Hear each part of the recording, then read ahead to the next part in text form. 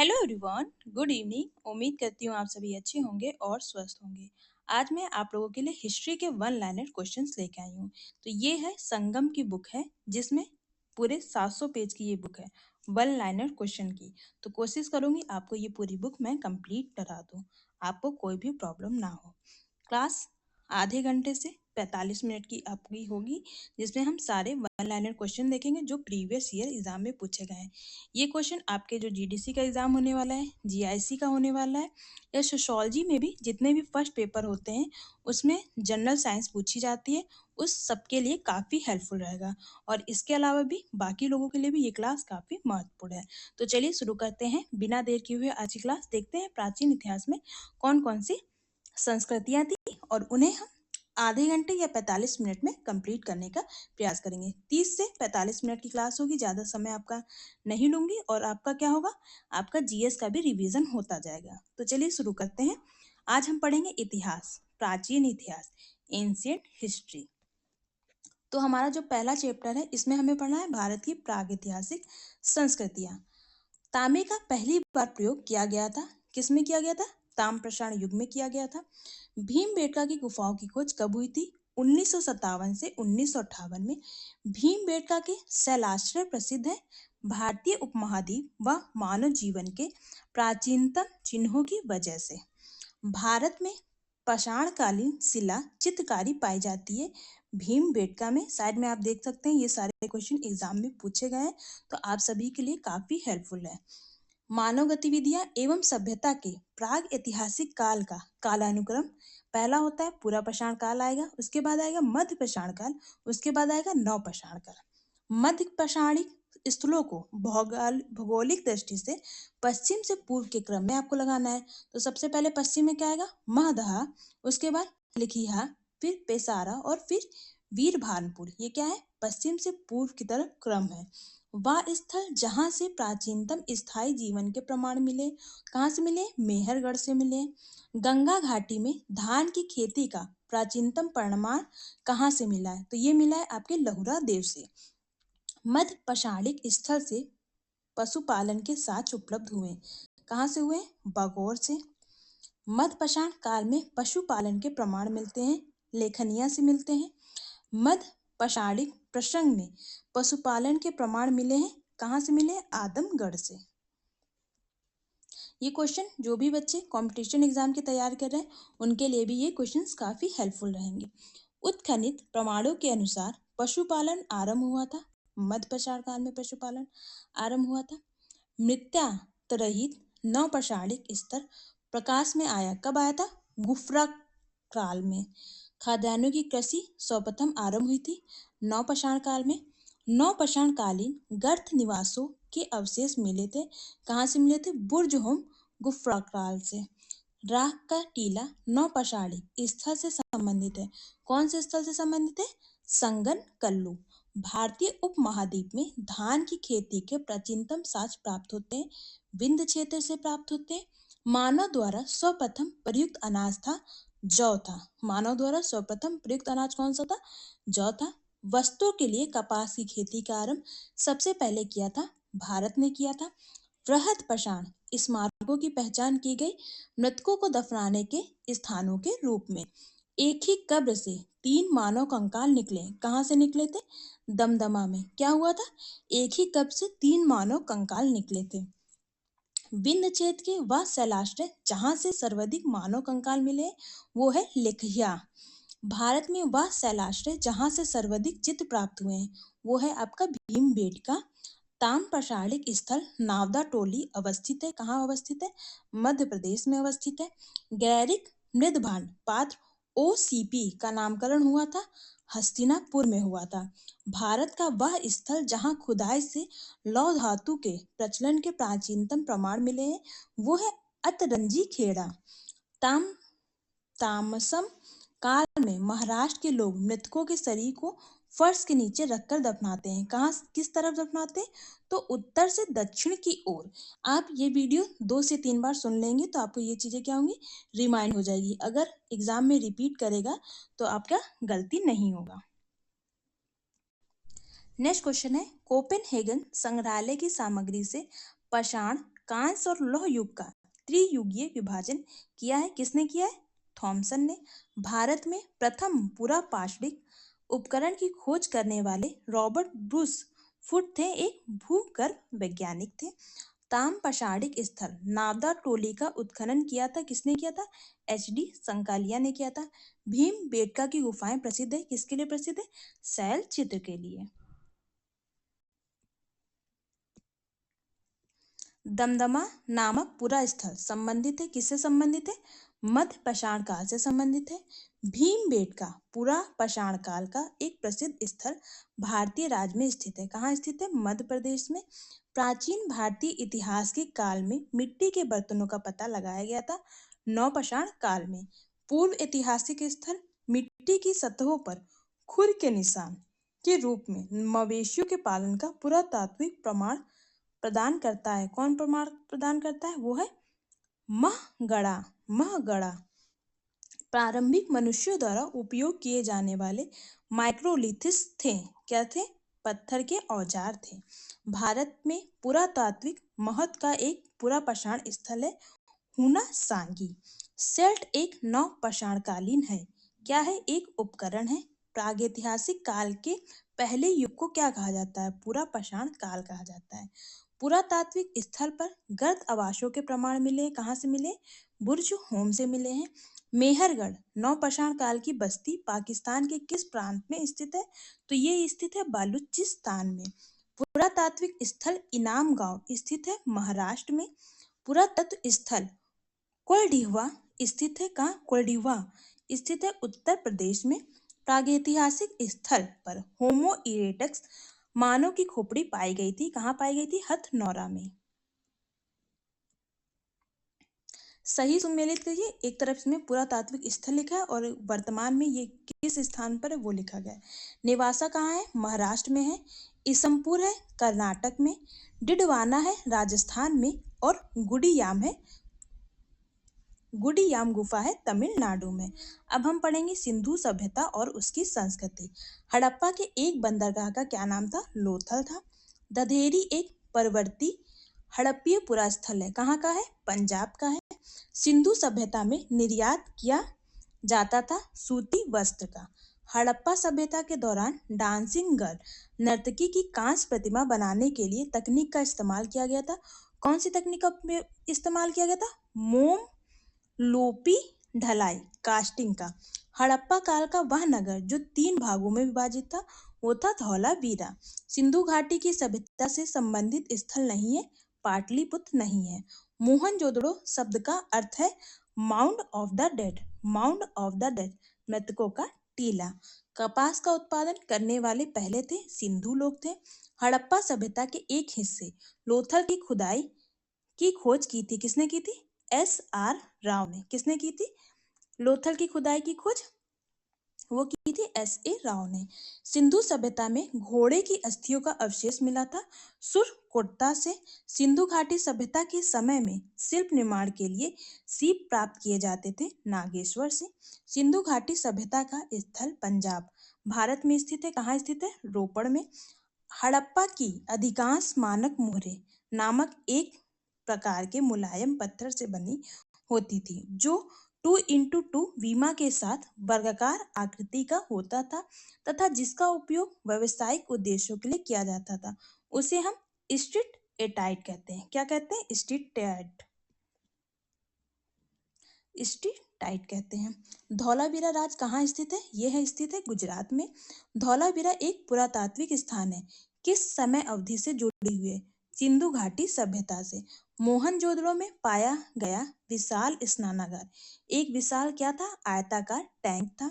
वर्ष 1920-21 के आसपास नदी के किनारे खुदाई के दौरान हड़प्पा शहर मिला, किस नदी पर मिला था? रावी नदी पर।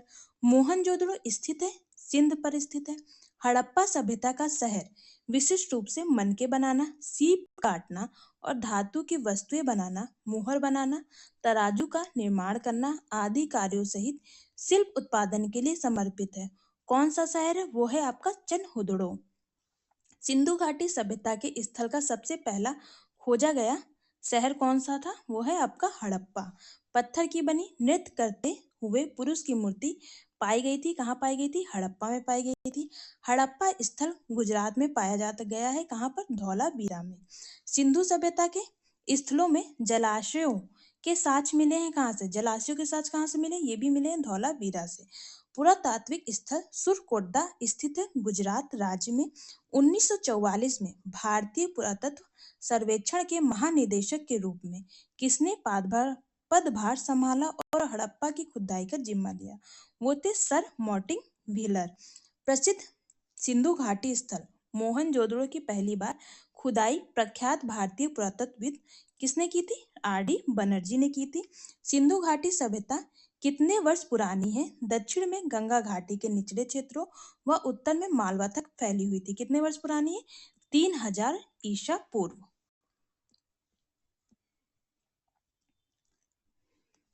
किसका विकास 5000 बीसी से मालवा के दक्षिण की ओर और उत्तर की ओर गंगा घाटी के पूरे तलहटी क्षेत्र में हुआ था? वो है सिंधु घाटी सभ्यता। हड़प्पा सभ्यता 2500 बीसी के आसपास विकास किया था। आज उन्हें हम कहते हैं पश्चिमी भारत और पाकिस्तान। भारत का इतिहास सिंधु घाटी सभ्यता के नाम से शुरू होता है, जो लगभग 2500 ईसा वर्ष पूर्व अस्तित्व में आया था। सिंधु घाटी सभ्यता की सबसे महत्वपूर्ण विशेषता थी ईंट के बने भवन। सिंधु घाटी सभ्यता है कांस्य युगीन सभ्यता है। सिंधु घाटी सभ्यता कैसी सभ्यता है? कांस्य युगीन सभ्यता। सिंधु सभ्यता के लोग बनाने के लिए तांबे और टीन को मिश्रित करते थे। किसे बनाने के लिए? कांस्य बनाने के लिए।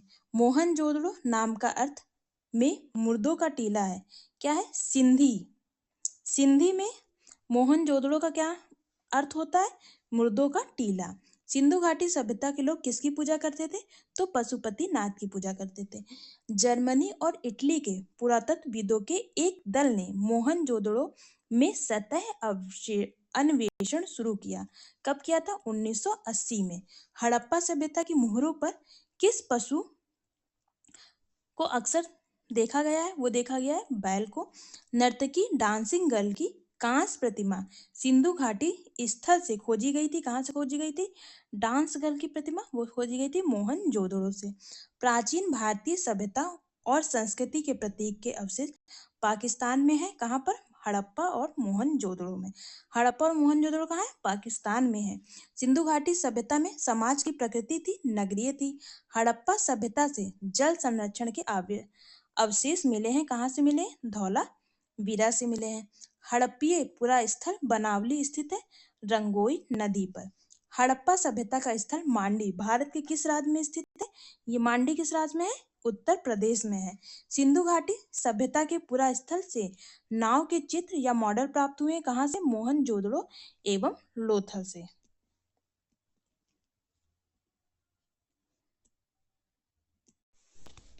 मोहनजोदड़ो से प्राप्त पशुपति शिव की प्रसिद्ध मोहर पर किस पशु का अंकन नहीं है? सांड का अंकन नहीं है।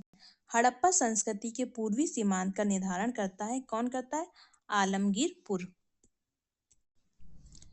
मृण पट्टिका पर उत्तीर्ण सिंह युक्त देवता की कृति प्राप्त हुई है। कहाँ से प्राप्त हुई है? लोथल से प्राप्त हुई है।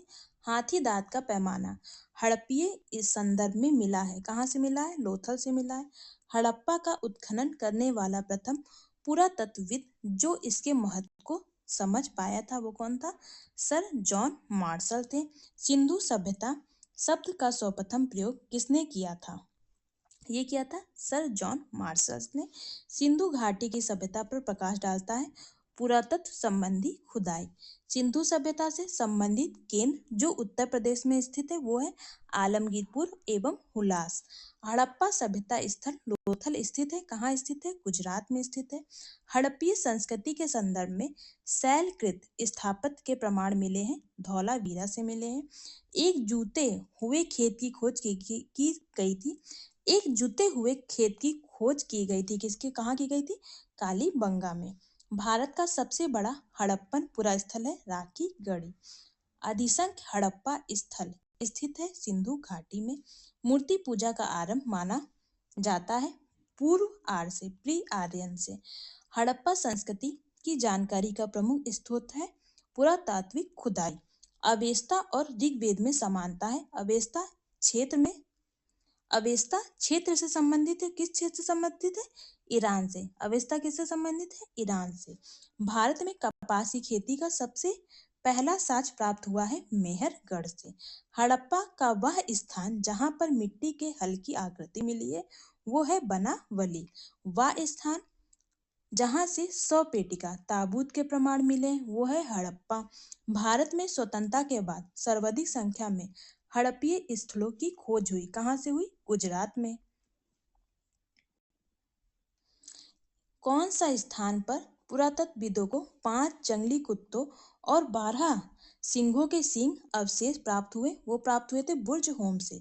जोरवे कल्चर एक चालकोलिथिक पुरातात्विक स्थल था जो वर्तमान समय में भारतीय राज्य में स्थित है। जोरवे कल्चर महाराष्ट्र। जम्मू कश्मीर में पुरातात्विक महत्व का स्थल है बुर्ज होम। सिंधु घाटी सभ्यता के किस शहर में एक बंदरगाह पाया गया था? लोथल में पाया गया था।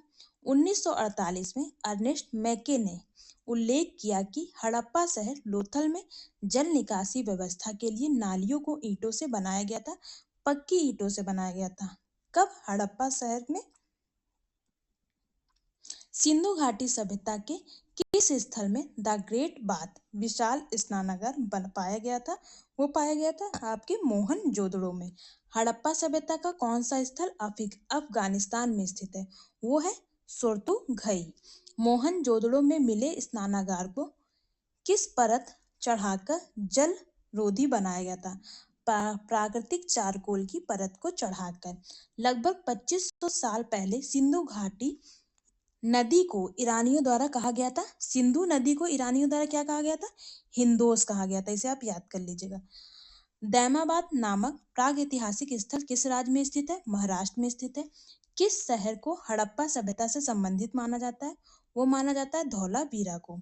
हड़प्पा सभ्यता के लोगों को वर्तमान राजस्थान वाले क्षेत्र से कौन सी धातु मिली थी? तांबे की धातु मिली थी। हड़प्पा सभ्यता में खुदाई से टेराकोटा हल मॉडल कहाँ से मिले थे? बनवाली से मिले थे। 1990 में धौलावीरा में खुदाई शुरू की थी। किसने शुरू की थी धौलावीरा में खुदाई? रविंद्र सिंह बिष्ट ने। धौलावीरा और लोथल की प्राचीन हड़प्पा बस्तियां वर्तमान भारतीय राज्य में स्थित है। किस राज्य में स्थित है? गुजरात राज्य में स्थित है। हड़प्पा स्थल पर किस हड़प्पा स्थल पर कालीबंगा में हल रेखाओं के निशान खोजे गए थे। कालीबंगा में किसके निशान खोजे गए थे? हल रेखाओं के।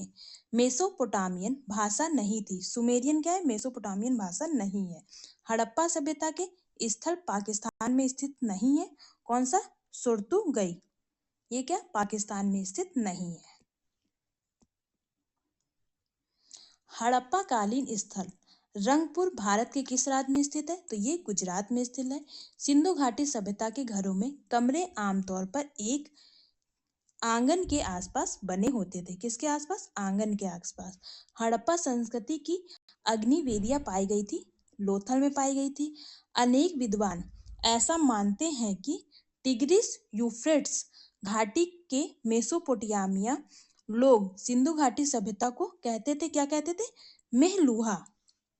हड़प्पा सभ्यता के अन्य शहरों के विपरीत धौलावीरा शहर को कितने भागों में विभाजित किया गया था? प्रत्येक भाग विशाल पत्थर की दीवारों से घिरा हुआ था। 3 भागों में। हड़प्पा स्थल हरियाणा में है। कहाँ पर है? राखी गढ़ी में है। हड़प्पा सभ्यता की प्रसिद्ध नृत्य करती हुई लड़की डांसिंग गर्ल की सामग्री का उपयोग करके बनाई गई थी। कैसे बनाई गई थी? कांसे से बनाई गई थी। सिंधु सभ्यता का पुरातात्विक स्थल दैमानाबाद किस नदी पर स्थित है? तो ये परवरा नदी पर स्थित है। किस जगह हड़प्पा स्थल भारत में स्थित है? तो दैमाबाद में। सिंधु घाटी सभ्यता का कौन सा स्थल सिंधु नदी के तट पर स्थित नहीं है? रोपड़ क्या है? सिंधु नदी के तट पर स्थित नहीं है। राजस्थान राज्य में स्थित एक परिपक्व चरण हड़प्पा स्थल है। कहाँ पर है? कालीबंगा में। हड़प्पा कालीन स्थल से जुताई वाले क्षेत्र के साक्ष्य मिले हैं। कहाँ से मिले हैं? कालीबंगा से मिले हैं। सिंधु के पूर्व के क्षेत्र को संदर्भित करने के लिए 6वीं और 5वीं शताब्दी बीसी में पुराने फारसी शब्द का उपयोग किया गया था। किसके लिए उपयोग किया गया था? हिंदू के लिए प्रयोग किया गया था। अब हम कुछ हड़प्पा पुरास्थल देखेंगे और वहाँ की फसलें देखेंगे। चन्नदुड़ो में कौन सी फसल होती है? वो होती है सरसों की। हड़प्पा में तिल की फसल होती है। कुंतासी में कोदो की फसल होती है और हुलास में धान की। चन्हुदुड़ो में सरसों की, हड़प्पा में तिल की, कुंतासी में कोदो की और हुलास में धान की। उम्मीद करती हूँ अभी तक आपको इतना अच्छे से समझ में आया होगा। वीडियो 3 से 4 बार आप रिपीट करके देखेंगे तो आपको चीजें याद होने लगेंगी, क्योंकि हिस्ट्री हो गया, बहुत जो यूपीएससी की तैयारी करते हैं उनके लिए इजी होता है, पर जो सोशियोलॉजी या आर्ट बैकग्राउंड के होते हैं कभी कभी उनको थोड़ा, जिनका सब्जेक्ट है वो तो उन्हें अच्छे से पता होता है, पर जिनका सब्जेक्ट नहीं होता है उन्हें कन्फ्यूजन होती है। तो वो वीडियो को 2 से 4 बार देखें, उन्हें चीजें रिमाइंड होने लगेगी। अब हम पढ़ेंगे ऋग्वैदिक और उत्तर वैदिक काल के बारे में। उपनयन समारोह से तात्पर्य है बच्चे को पवित्र जनेऊ धारण कराया जाता है। उपनयन में क्या होता है? बच्चे को पवित्र जनेऊ धारण कराया जाता है। वैदिक काल में स्त्रियों की स्थिति थी कैसी थी? उच्च थी। 4 वेदों में प्रथम वेद है ऋग्वेद है। भारत में मूर्ति पूजा शुरू हुई थी आर्यों के काल से पूर्व ही। पूर्व वैदिक काल में समाज के विभाजन का आधार था पेशा। अगर आपको वीडियो पसंद आई होगी तो वीडियो को लाइक भी कर दीजिएगा और वीडियो पे कमेंट भी कर दीजिएगा, तो मैं इस पूरी बुक को कंप्लीट करा दूंगी। ये पूरी बुक जो है 700 प्लस पेजेस की है। अगर आप मुझे मोटिवेट नहीं करेंगे, कमेंट नहीं करेंगे, वीडियो देखेंगे नहीं, तो मुझे भी वीडियो बनाने का मन नहीं होगा। तो एक लाइक कर दीजिएगा, कमेंट कर दीजिएगा। अगर आपको नेक्स्ट पार्ट चाहिए होगा तो वो भी मुझे बताइएगा जरूर। चलिए शुरू करते हैं। सत्यमेव जयते सत्य लिया गया था, कहाँ से लिया गया था? मुंडक उपनिषद से। सबसे पुराना हिंदू महाकाव्य है रामायण है। भारत में मूर्ति पूजा प्रारंभ होने के लगभग किससे संकेत मिलते हैं? आर्यों के काल से मिलते हैं। आर्यों के दर्शन और सिद्धांतों की व्याख्या करता है कौन? करता है उपनिषद करता है। सभा सामाजिक प्रथा जो केवल ऋग वैदिक काल की प्रतीक है वो है दहेज प्रथा। वैदिक काल में वह अनाज जिसके लिए ब्रीही शब्द का प्रयोग किया गया था। ब्रीही शब्द का प्रयोग किसके लिए किया गया था? चावल के लिए किया गया था। सत्यमेव जयते महाकाव्य कहाँ से लिया गया है? मुंडको उपनिषद से। वेदों के गद्य प्रकरण कहलाते हैं ब्राह्मण। वेदों के गद्य प्रकरण क्या कहलाते हैं? ब्राह्मण कहलाते हैं। ज्ञान के सिद्धांत पर बल देता है उपनिषद। उपनिषद किस पर बल देता है? ज्ञान के सिद्धांत पर। ऋग्वेद में देवता की सर्वाधिक महत्ता का वर्णन है। ऋग में इंद्र देवता की सर्वाधिक महत्ता दी गई है। प्राचीनतम वेद कौन सा है? वो हमारा है ऋग्वेद। वह भारतीय पुरातन ग्रंथ जिसमें अपराध और अपराधी का जिक्र आता है। किसमें आता है? अर्थशास्त्र में भी आता है, मनुस्मृति में आता है और न्याय मीमांसा में भी आता है। न्याय मीमांसा, अर्थशास्त्र, मनुस्मृति और न्याय मीमांसा। शतपथ ब्राह्मण और तैत्तिरीय ब्राह्मण के के ब्राह्मण मूल पाठ है। मतलब शतपथ ब्राह्मण और तैत्तिरीय ब्राह्मण और यजुर्वेद, ये तीनों क्या है? ब्राह्मण के मूल पाठ हैं। किसके? ब्राह्मण के। ये दोनों जो तीनों हैं, शतपथ ब्राह्मण हो गया, तैत्तिरीय ब्राह्मण हो गया और यजुर्वेद, ये ब्राह्मण के मूल पाठ हैं। ऋग्वेद में निहित गायत्री मंत्र समर्पित है। किसको समर्पित है? सविता को समर्पित है। सर्वाधिक प्राचीन पुराण है मत्स्य पुराण। मत्स्य पुराण क्या है? सबसे प्राचीन पुराण है। उपवेद नहीं है। इनमें से कौन सा उपवेद नहीं है? योगवेद उपवेद नहीं है। वैदिक देवता इंद्र के देवता हैं, वर्षा व चक्रवात के।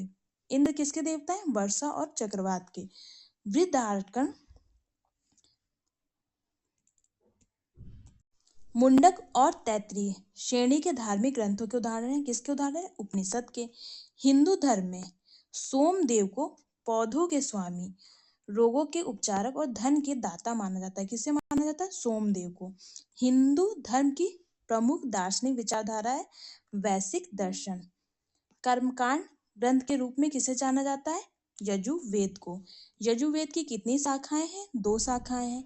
वैदिक ग्रंथों के अनुसार संग्रहित्री का कार्य था कोषाध्यक्ष या खजांची का। हिंदू धर्म में किस देवता को सृजनकर्ता माना जाता है? ब्रह्मा को क्या माना जाता है? सृजनकर्ता माना जाता है। ऐत्रेय उपनिषद में ऐत्रेय आर्ण्यक की दूसरी पुस्तक के चौथे, पांचवें और छठे अध्याय से संबंधित है। इसे सबसे पुराना उपनिषद माना जाता है। किसे सबसे पुराना उपनिषद माना जाता है? वो माना जाता है ऋग्वेद को। ऋग्वेद 4 वेदों में से पवित्रतम वेद है, जिसमें 10,600 ऋचाओं के कितने सूक्त है?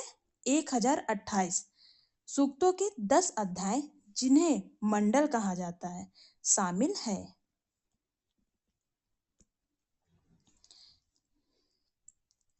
किसमें ऋचाओं की संख्या सर्वाधिक है? ऋग्वेद में ऋचाओं की संख्या सर्वाधिक है।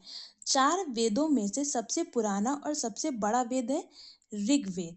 प्रारंभिक हिंदू दर्शन में जीवन के 4 चरण निर्धारित किए गए हैं। 4 वेदों में से वेद को यज्ञ सूत्रों के वेद के रूप में जाना जाता है, जिसमें समान उद्देश्य के लिए इच्छित छंदों के साथ विभिन्न संस्कारों के लिए अपनाए जाने वाले गद्य सूत्र भी शामिल है। किसमें शामिल है? गद्य सूत्र यजुर्वेद में। उपनिषद शब्द में उप शब्द का क्या अर्थ होता है? उप का अर्थ होता है निकटता। ऋग्वेद के स्त्रोतों को किसके रूप में जाना जाता है? सूक्त के रूप में जाना जाता है। किस वेद को गीत की पुस्तक, मंत्रों का वेद या गीत का योग भी कहा जाता है? ये कहा जाता है सामवेद को। सबसे पुराना वेद है ऋग्वेद। ऋग्वेद में कितने मंत्र हैं जिनमें अप्रामाणिक वल्खिल भजन शामिल है? वो है 1,028। वेदों का अंग जटिल शब्दों के अर्थ और व्याख्या के लिए प्रसिद्ध है। उसे हम क्या कहते हैं? निरुक्त कहते हैं।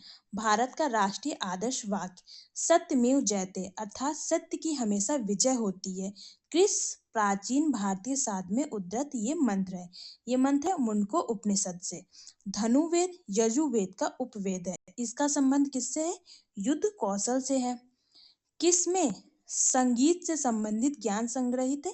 सामवेद किससे संबंधित है? संगीत से संबंधित है। वेदों को इंडो आर्यन सभ्यता का सर्वप्रथम साहित्यिक अभिलेख माना जाता है। इसमें शामिल 4 वेदों के नाम ऋग्वेद, सामवेद और कौन सा है? अथर्ववेद है। मुंडक उपनिषद किससे संबंधित है? मुंडको उपनिषद संबंधित है अथर्ववेद से। भारत की वैदिक काल अवधि कब तक चली थी? 1500 से 1500 ईसा पूर्व, 1500 से 500 ईसा पूर्व तक चली थी। जादुई अनुष्ठानों और वशीकरण के बारे में बताता है। कौन बताता है? अथर्ववेद बताता है। यजुर्वेद में यजुर का अर्थ है बलिदान। किस वेद में बीमारियों का उपचार दिया गया है? अथर्ववेद में बीमारियों का उपचार दिया गया है। किस उपनिषद में वसुधैव कुटुंबकम शब्द का उल्लेख किया गया है? ये किया गया है महाउपनिषद में। किस 108 उपनिषदों में से 11 उपनिषद मुख्य हैं। 108 उपनिषद में से कितने उपनिषद मुख्य हैं? तो 11 उपनिषद मुख्य हैं। सबसे पुराना उपनिषद कौन सा है? छंदोग उपनिषद। प्राचीन भारतीय दार्शनिक के अनुसार प्रत्येक वस्तु में 5 मूल तत्व से बनी होती है। भारतीय दार्शनिक के अनुसार प्रत्येक वस्तु 5 मूल तत्वों से बनी होती है। ऋग्वैदिक युग के नर देवता पौधों के देवता थे। कौन थे? सोमदेव थे। प्राचीन काल में आर्यों के जीविकोपार्जन का मुख्य साधन था कृषि और पशुपालन। पुराणों के 5 लक्षणों का उल्लेख मिलता है। पुराणों के 5 लक्षणों का उल्लेख किसमें मिलता है? मत्स्य पुराण में। अष्टक भी कहा जाता है, ऋग्वेद को अष्टक भी कहा जाता है। एक वेदांग नहीं है। स्मृति क्या है? एक वेदांग नहीं है। वैदिक कालीन प्रशासन में भागदुह अधिकारी था, राजस्व कर जमा करने वाला। वह ग्रंथ जिसमें आयुर्वेद शब्द का प्रयोग हुआ था वो था ऋग्वेद। ऋग्वेद में आयुर्वेद शब्द का प्रयोग किया गया था। महाभारत ग्रंथ का उपनाम है सत्र सहस्त्री संहिता। महाभारत का उपनाम क्या है? सत्र सहस्त्री संहिता। गायत्री मंत्र के नाम से प्रसिद्ध मंत्र सर्वप्रथम मिलता है ऋग्वेद में मिलता है। ऋग्वेद की मूल लिपि थी ब्राह्मी। ऋग्वेद की मूल लिपि क्या थी? ब्राह्मी लिपि थी। ऋग्वेद पर आधारित संकलन है। सामदेव क्या है? ऋग्वेद पर आधारित संकलन है। ऋग्वैदिक धर्म था बहुदेववादी। ऋग्वैदिक धर्म क्या था? बहुदेववादी। ऋग्वैद काल में जनता विश्वास करती थी बलि एवं कर्मकांड में। गोत्र शब्द का प्रयोग सर्वप्रथम हुआ था ऋग्वेद में हुआ था। ऋग्वेद में सर्वाधिक संख्या में मंत्र संबंधित थे, इंद्र से संबंधित थे। सबसे प्राचीन वेद है ऋग्वेद। वह वैदिक ग्रंथ जिसमें वर्ण शब्द का सर्वप्रथम नामोल्लेख मिलता है वो है आपका ऋग्वेद। ऋग्वेद में उल्लिखित यव शब्द किस कृषि उत्पाद हेतु प्रयुक्त किया गया था? तो ये जौ के लिए प्रयुक्त किया गया था। ऋग्वेद में उल्लिखित प्रसिद्ध 10 राजाओं का युद्ध लड़ा गया था परिश्वणी नदी के किनारे। परिश्वणी जो कहाँ पर है? रावी नद के किनारे है। ऋग्वैदिक काल के प्रारंभ में महत्वपूर्ण मूल्यवान संपत्ति समझा जाता था। किसको समझा जाता था? गाय को महत्वपूर्ण मूल्यवान संपत्ति समझा जाता था। वैदिक काल में अघन्या माना गया है गांव को, सॉरी गाय को माना गया अघन्या। गाय को क्या माना गया है? अघन्या। वैदिक साहित्य में जिसमें मोक्ष की चर्चा मिलती है, किसमें मिलती है? उपनिषद में मिलती है। वैदिक देवताओं में पुरोहित माना जाता था बृहस्पति को। उत्तर वैदिक काल में आर्य संस्कृति का धुर समझा जाता था कुरु और पंचाल को। वैदिक कर्म कांड में होता का संबंध था ऋग्वेद से। आरंभिक वैदिक साहित्य में सर्वाधिक वर्णित नदी कौन सी है? आरंभिक वैदिक साहित्य में सबसे वर्णित, ज्यादा सबसे बार जिसका वर्णन किया गया वो सिंधु नदी है। ऋग्वेद में माते तमा, देवी तमा और नदी तमा संबोधित किया गया है। किस नदी को? सरस्वती नदी का नाम है माते तमा, देवी तमा और नदी तमा। शुक्ल यजुर्वेद की संहिता है वाजसनेयी। शतपथ ब्राह्मण में उल्लिखित राजा विदेह माधव से संबंधित ऋषि थे। कौन से ऋषि थे? ऋषि गौतम राहुगढ़। जिस ग्रंथ में पुरुष मेध का उल्लेख हुआ है वह है शतपथ ब्राह्मण। गोपथ ब्राह्मण संबंधित है अर्थववेद से। आयुर्वेद अर्थात जीव का विज्ञान का उल्लेख सर्वप्रथम मिलता है अर्थववेद से मिलता है। वह उपनिषद जिसमें पहली बार निराशावाद के तत्व दिखाई देते हैं वो है मैत्रायणी। मैत्रायणी में क्या? निराशावाद के तत्व दिखाई देते हैं। भारतीय प्रतीक पर उत्कीर्ण सत्यमेव जयते लिया गया था मुंडको उपनिषद से। जिन अवेस्ता और ऋग्वेद में समानता है। जिन अवेस्ता संबंधित है ईरान से संबंधित है। प्राचीन भारत में निशाका से जाने जाते थे सर्व स्वर्ण आभूषण को। निशाका किस नाम से जाने जाते थे? स्वर्ण आभूषण को निशाका नाम से जाना जाता था। 14वीं सदी में किस ईसा पूर्व का एक अभिलेख जिसमें वैदिक देवताओं का वर्णन है प्राप्त हुआ था? बोगज कोई एशिया माइनर से। मनुस्मृति मुक्ता संबंधित है समाज व्यवस्था से। वह उपनिषद जिसमें आध्यात्मिक ज्ञान के विषय में नचिकेता और यम का संवाद प्राप्त होता है वो है कठोर उपनिषद। ऋग्वेद में उल्लेख अफगानिस्तान के साथ आर्यों के संबंध का सूचक था कुबा और क्रुम नदी। सर्वाधिक ऋग्वैदिक सूक्त समर्पित है इंद्र को। आर्य शब्द का शाब्दिक अर्थ है श्रेष्ठ। अधर्वयु का अर्थ है यज्ञ करने वाला पुरोहित। उपनिषद काल के राजा अश्वपति शासक थे कैकई। सग्र प्रतिसग्र वंश मनवंतर और वंशानुचरित संकेतक हैं। किसके संकेतक है? पुराणों के। भारत का प्रथम विधि निर्माता माना जाता है मनु को। कौशे शब्द का प्रयोग किया गया था। किसके लिए प्रयोग किया गया था कौशे शब्द का? रेशम के लिए। क्लासिकीय संस्कृत में आर्य शब्द का अर्थ है एक उत्तम व्यक्ति। ऋग्वेद है स्त्रोतों का संकलन। इतिहास शब्द का उल्लेख मिलता है अर्थववेद में। भरत जन के नाम पर इंडिया का नाम भारत रखा गया। ये शब्द कहाँ से सर्वप्रथम लिया गया था? ऋग्वेद से लिया गया था। लौह युग को यह नाम इसलिए दिया गया क्योंकि इस समय के दौरान मध्य पूर्व और दक्षिणी पूर्वी यूरोप में औजारों और हथियारों में मुख्य रूप से किसकी जगह लोहे का इस्तेमाल किया जाने लगा था? कांस की जगह लोहे का इस्तेमाल किया जाने लगा था। कब? मध्य पूर्व और दक्षिणी पूर्वी यूरोप में लौह युग के समय। बुरी आत्माओं और बीमारियों से बचने के लिए जादू मंत्र तंत्र मंत्र का संग्रह क्या कहलाता है? अर्थववेद में मिलता है जादू मंत्र तंत्र मंत्र। आर्यों की मुख्य प्रमुख सामाजिक इकाई थी जन। उत्तर वैदिक काल में किस वर्ण में मुख्य रूप से खेती पशुपालन व्यापार जैसे काम होते थे? खेती पशुपालन और व्यापार जैसे काम कौन करता है? वैश्य करते हैं। किस नदी का प्राचीनतम नाम विपाशा है? तो व्यास नदी का प्राचीनतम नाम क्या है? विपाशा है। वैदिक आर्य सप्त सिंधु नामक क्षेत्र में रहते थे, जिसका अर्थ है 7 नदियों द्वारा अपवाहित क्षेत्र। 7 नदियों में से एक झेलम नदी है। झेलम नदी का प्राचीन नाम था क्या था? वितसता, वितस्ता। झेलम नदी का प्राचीन नाम है वितस्ता। किस नदी का उल्लेख वैदिक साहित्य में वितस्ता के रूप में किया गया है? झेलम नदी का। संगीत से संबंधित कौन सा ग्रंथ है? वो है आपका सामवेद है। सबसे पुराना वेद है ऋग्वेद। पुरुष सूक्त का एक मंत्र संग्रह है किसमें है? ऋग्वेद में है। वैदिक कालीन चतुर आश्रम व्यवस्था के अनुसार पारिवारिक अवधि के लिए पद का प्रावधान किया गया है। मतलब आप पारिवारिक जीवन बिताना चाहते हैं तो इसके लिए गृहस्थ पद का प्रावधान किया गया है।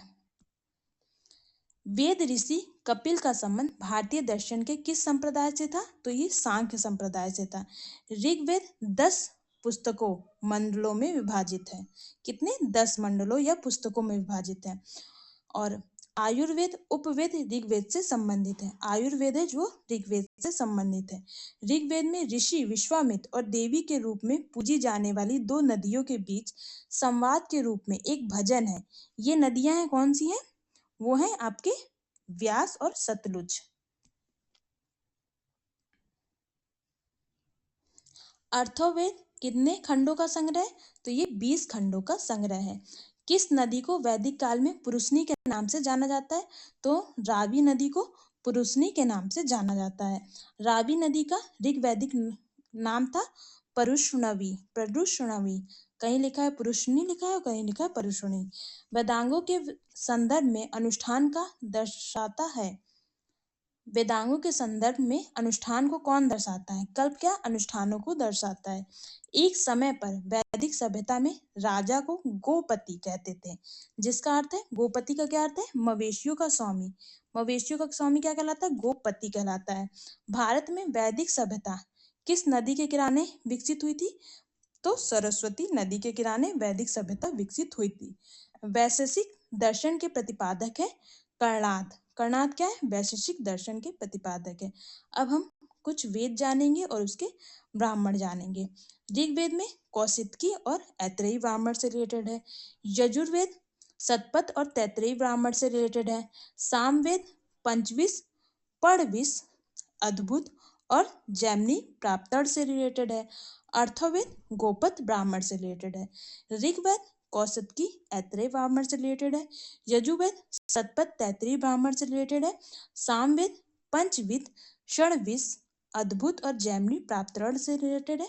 और अर्थवेद गोपत ब्राह्मण से रिलेटेड है। अब हम लोग 6ठी शताब्दी ईसा पूर्व की राजनीतिक दशा और महाजनपदों का उदय एवं मगध साम्राज्य ये हम लोग कल पढ़ेंगे। आज के लिए सिर्फ इतना ही। वीडियो अच्छी लगी हो तो वीडियो को लाइक कर दीजिएगा और लोगों के साथ शेयर कर दीजिएगा और कमेंट कर दीजिएगा। मिलते हैं कल इसी टाइम पर। ये क्लास आपको डेली 12 PM पर मिलेगी, दोपहर 12 बजे। ठीक है, बाय बाय, टेक केयर।